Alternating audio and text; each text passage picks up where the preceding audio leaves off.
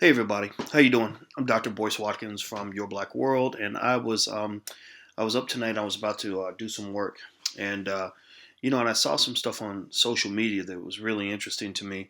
One of the things I had created a while back was this audio product called Eight Principles of Black Male Empowerment, and basically, it was basically a list of eight things that I felt that every black man needs to understand in order to be successful in this world. And part of the reason I created it was related to some stuff that I saw not too long ago. I have a lot of people on my team. Some of them are male, some of them are female. And one of the things I really wanted to do to make myself a better father and a better human being was I really went out of my way in 2015 to really grow in terms of overcoming some of the sexism that many of us are taught, the sexism that holds us back in our communities. I think that we suffer as a community largely because we don't let black women have a voice. I became very concerned after I started seeing some of the comments that the women on our team were receiving when they were speaking up. Sometimes they speak up on behalf of black men, and you would still hear some old trifling Negro, say stuff like, "Oh, you old fat weave wearing bitch," just stuff like that. That was just unbelievably nasty and very sexist, and just made me very uncomfortable and really upset. And a lot of the reason I was upset was for the reasons that a lot of us would be upset. We came from a woman. Without a woman, we wouldn't be here. And also, a lot of the stuff that you'll hear guys say and co-sign on are things where if somebody said that about their mother, they would be livid about it. And the guys who wouldn't be livid about it are usually men who just have mommy issues. Maybe their mother wasn't the best mother, so they take that out on all black women. And you see it on the other side of the aisle too. You'll see women who dislike their fathers, who kind of box black men into this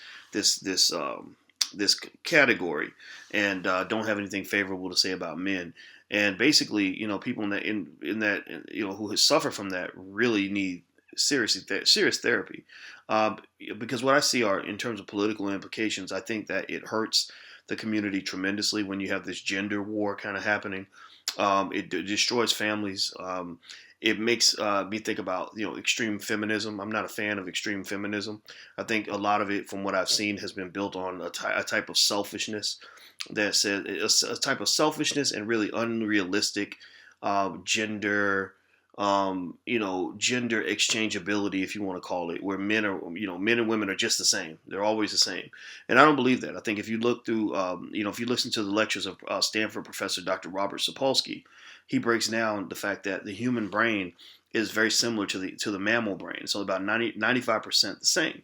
And the reason I bring that up is because if you look at animals who don't have a political agenda, you'll see that the females and the males do not behave the same. So even animals know that men and women are not the same. So anybody who says, "Oh, well, if a man can do it, I can do the same thing. I'm gonna do exactly what the man does," or if women are doing that, then why can't men do the same thing? Well, because you're not a woman, you're a man. Same thing. You're not a man. You're a woman. It doesn't mean you can't. It doesn't mean you're limited. It doesn't mean you're inferior. It means you're different. And I think people, I think when politics gets in the middle of gender conversations, it creates these really ridiculous discussions. And one of the things that affects me is I see a lot of guys where some brothers that somehow somebody lied to them and told them that if you're nice to a woman, that makes you a punk, that makes you weak, or something's wrong with you. And that really affects me. I'm sitting there thinking, what's wrong with being nice? I mean, if you like a woman, you respect her, why would you not treat her kindly? I mean, seriously, if your mama was dating a man, would you want your mama to be like, "Ah, bitch, I'm gonna spit in your face"? Like, would you want somebody to do that to your mama? No. You would want a man to respect your mama. So if you're with a woman, why would you not show her similar respect? And it was really funny because somebody on our team put up a image of a man kissing a woman's hand and saying, "This is," I think she put something like, "This is what real men do," or something like that. And a lot of the men were like, "Oh, Dr. Boyce, you done got weak, and this is just, I don't like this. This is just very like." Well, I think they said, "What was it? This old punk stuff. This is a wimpy stuff. This is blah blah blah blah." I can't remember. They said some really ridiculous stuff, and it kind of flipped me out. And I just said, "Look, I'm a father of daughters, and you date my daughter, you need to respect my daughter." And I talk to my daughters about respecting men. I say there's a way you talk to a man, there's a way you got to treat a man, or the man will leave. The man will not stick around if you're constantly disrespecting him and breaking him down and emasculating him. You can go listen to some of these extreme feminists if you want to, but you'll be sitting there where your man done ran off and don't want to be around you. And you won't understand why. And so I think that ultimately, if we don't end this gender war in the black community, then a lot of people are going to be very unhappy. Now, mind you, there are a lot of people who figured it out. There are a lot of women who know how to treat men. There are a lot of men who know how to treat women, and then there are a lot of people who are just lost. And so one of the things I would just say, and this is me talking to brothers right now, is that there's nothing weak about a man who treats women well.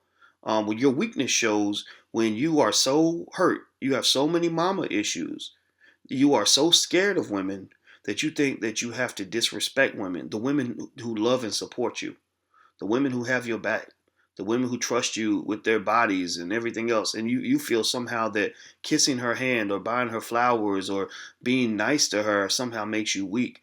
Well, no, it only makes you weak that you're scared to be kind to the people who love you. A strong man, in my opinion, understands that he doesn't always have to walk around with his chest out to prove his strength. To me, strength is really shown through kindness. When you can be kind to people, knowing that you still might get hurt, that's strength. The weakest people out here are the ones who are just assholes to everybody. The people who are just mean to everybody. Usually, people like that are mean because they're so scared that if they let you in, that you're going to hurt them. So they keep the walls up big time. They're always protecting something. They're protecting that soft interior. Whereas to me, the strongest people, the strongest men are the men who know, hey, look, I love this woman. You mess with this woman, you messing with me. This is the mother of my kids. She gets my respect. If she needs something, I'm going to go ahead and do it. If she puts me, she's telling, if I got to put up with her shit, I'm going to put up with her shit. And the same thing is true for women as well. I mean, I think that these arguments can go to both genders, but I was just specifically thinking about the brothers and saying, don't ever let anybody make you think that you're strong by being weak toward women, meaning that you're a strong man by disrespecting women or not treating a woman well. If she's not done anything to hurt you, why wouldn't you treat her well? Why wouldn't you want to be a good person? So that was just on my mind right now. I think it was after I put that post or that post went up, and people and some of those guys were like, "Oh man, this is weak." I can't. I wish I had the comments in front of me so I could read them to you. They were kind of hilarious, and I said, "Wow, and that's the other thing too. You have a lot of these guys that grew up without a good male influence, so they don't understand what manhood is in the least. They don't understand the determination of manhood that it takes to be successful in this world."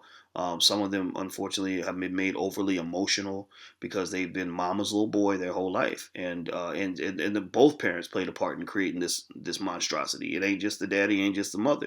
It's both people that created that person, and I just really think that if you have a son and you want your son to learn manhood, put him around some strong men, some men that really know how to succeed, who know how to show some determination, who know how to show compassion to the people they care about, who know responsibility.